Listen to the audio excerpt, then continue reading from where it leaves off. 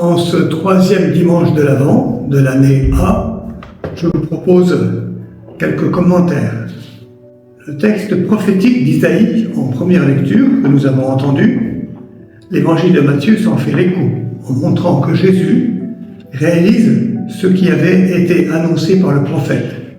Les aveugles voient, les boiteux marchent, les lépreux sont purifiés, les sourds entendent, les morts ressuscitent et la bonne nouvelle est annoncée aux pauvres.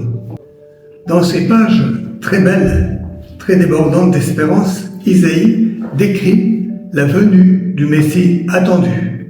Isaïe, quelques mots sur lui, c'est le plus grand poète d'Israël.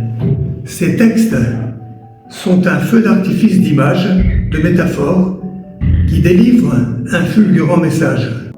Il était de famille noble et plutôt royale. Il a vécu vers 750 avant Jésus-Christ.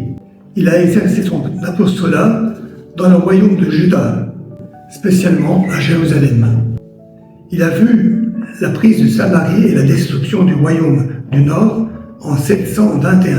Isaïe a beaucoup parlé du Messie.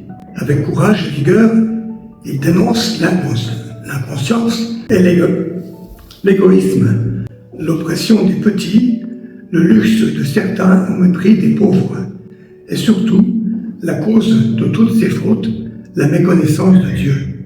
Chaque année, au temps de l'Avent, l'Église nous donne à entendre de ces prophéties joyeuses dans lesquelles les mots paix, justice, fraternité universelle ne sont plus des rêves, mais prennent réalité et le visage même de Dieu. Lorsque Jésus, après 30 ans de vie à Nazareth, inaugure sa vie publique, il est chargé de faire la lecture dans la synagogue de Nazareth. Il tombe sur ce texte d'Isaïe que nous venons d'entendre.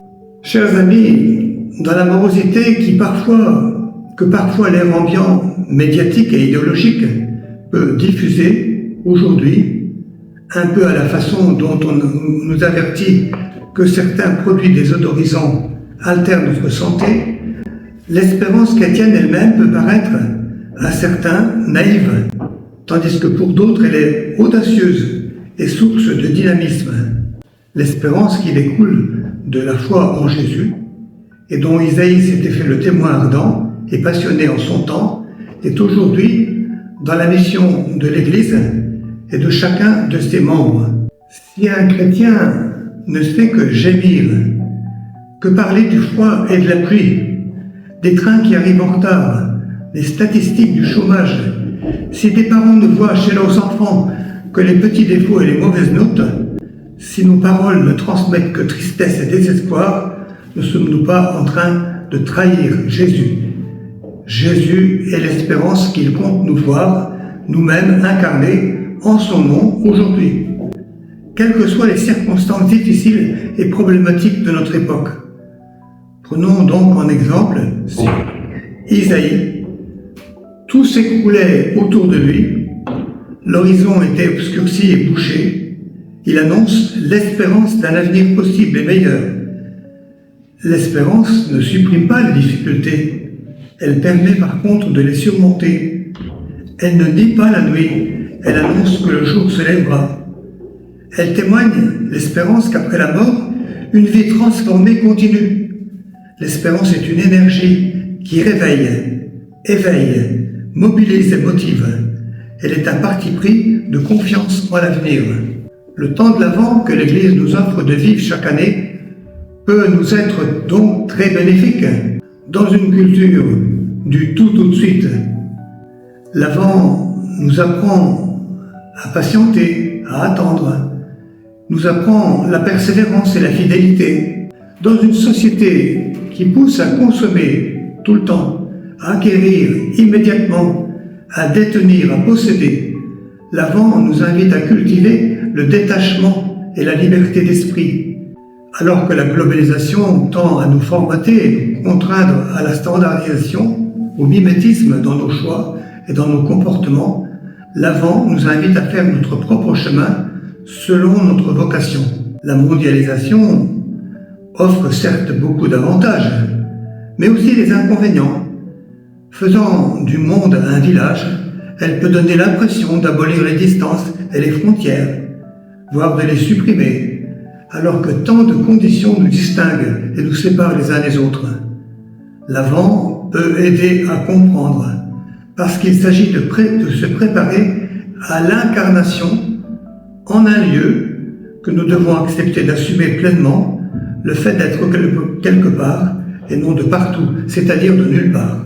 Dans une société hyper médiatisée, dans laquelle est priorisée l'image, où sévit l'obligation de tout montrer, l'Avent invite à marcher vers ce que l'on ne voit pas, ni n'entend pas, ni ne comprend pas encore, que l'on espère sans avoir de preuves sensibles que ce que l'on espère arrivera.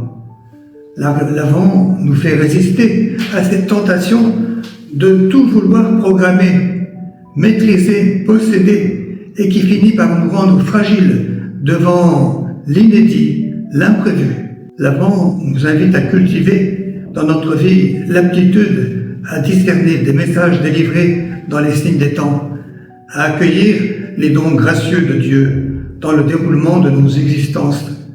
L'Avent nous rappelle que nous sommes faits non seulement pour l'action, mais aussi pour la contemplation et pour l'oraison. Déjà dans le quotidien, nous avons l'expérience d'attendre et d'espérer.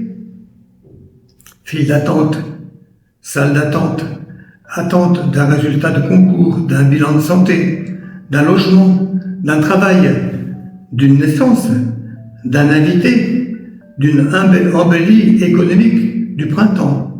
Que d'attentes n'avons-nous pas dans notre vie elle-même? Le temps de l'Avent nous donne de nombreuses occasions d'enrichir notre personnalité de qualité et de ressourcer notre spiritualité de vertus telles que la sérénité, la confiance, la patience, l'endurance, et d'accueillir le don de Dieu dans les vertus théologales que sont la foi, l'espérance et la charité. Alors le meilleur service que nous les chrétiens nous puissions rendre à l'humanité, c'est bien d'annoncer l'espérance par Jésus, mort et ressuscité. Que de passages en la vie tracent un chemin pascal vers Dieu. Et permettez-moi, avant de se quitter, de vous proposer 2 questions. Choisir d'être disciple de Jésus nous fait-il devenir des témoins, et en quelles occasions le sommes-nous? La deuxième que je vous propose, il y en aurait bien d'autres, bien sûr, qui peuvent nous inviter à méditer ces textes du 3e dimanche de l'Avent. Nous allons bientôt célébrer l'avènement de Jésus dans l'histoire. Comment, en Église, sommes-nous sa présence aujourd'hui dans le monde tel qu'il est? Amen.